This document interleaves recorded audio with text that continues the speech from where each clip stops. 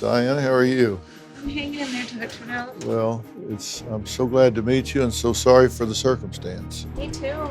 Should never Uh, happen to anyone. well, no, it shouldn't. A lot of people, they don't realize that this can happen anywhere, anytime, at any moment. And it did last night. You were there with friends? I was there with friends. We thought it was fireworks going off during the show. And I looked completely straight up into Mandalay Bay. And all I could see was just shoots of light coming down at everybody and just bullets everywhere. So you could see the muzzle blast? Yes. So you knew soon it wasn't fireworks? It wasn't fireworks. How many friends were you with? We were probably about 15 of us, I'd say. Next thing I know, I was laying down and I was turning towards my girlfriend. And then I turned towards another girlfriend. And it was just, this girl was just laying there dead next to me. And her blood was right next to me. And there was nothing I could do. And I was trying, but her boyfriend, whoever she was with, was just huddled over her so she wouldn't get shot again. How long before you realized? Well, some man fireworks? behind us said, "Oh, it's fireworks, look." And that's when I turned around to look and see, oh, there's fireworks while I was dancing.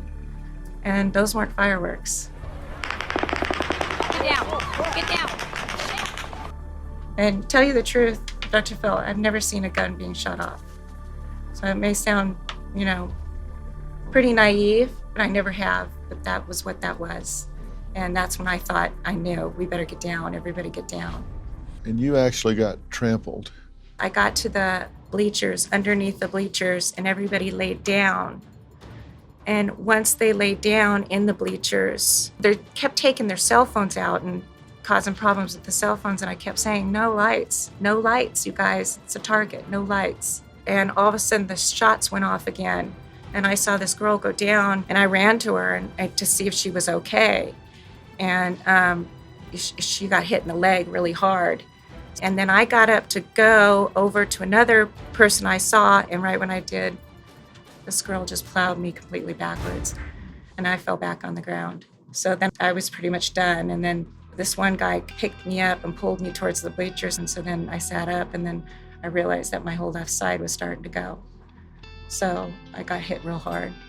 What do you say to yourself about this now? More I'm in shock, and I am confused. Never being in a situation like this, we need to know what's going on out there, and it's not looking good. I want peace. That's all I want is peace. As you lay here now, would you feel comfortable going to a large event again? No, I'll never go to a large event again. I'll never go to a concert. Never. No, you just wouldn't do it? Never. Seeing what I saw, no, never. I won't do it again. It's just not worth the risk. I'm too scared. What's happened in this country that you can't go celebrate something that you love so much? It's love. Love's gone. Not a lot of love left. Has this changed you in a lasting way? Very much so. I've always in my life said that that's what God wants. He wants to take you to a better place. I've always believed in that. But what I saw yesterday, it's just not fair. When people say you're in shock, that's kind of a slang term that we throw around. But what that means is that your brain is overwhelmed right now. I mean, you've got all these neurological pathways, you've got all these emotional pathways of how you accommodate to life. And it's like all of those have been blown apart.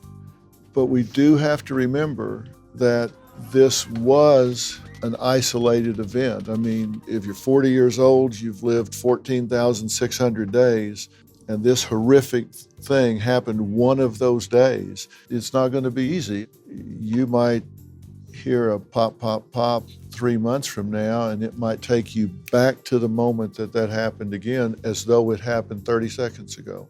But there are ways to deal with that. There are ways to treat those sort of things, and we have to really surround you with that help. Yeah, I know. We got to get you that kind of help. And the main thing is you got to talk about it and let people know how you're feeling and what you're thinking, and not try to be tough and and hold it in. No, Dr. Phil, I'm just thankful that you guys came in. I could tell what happened.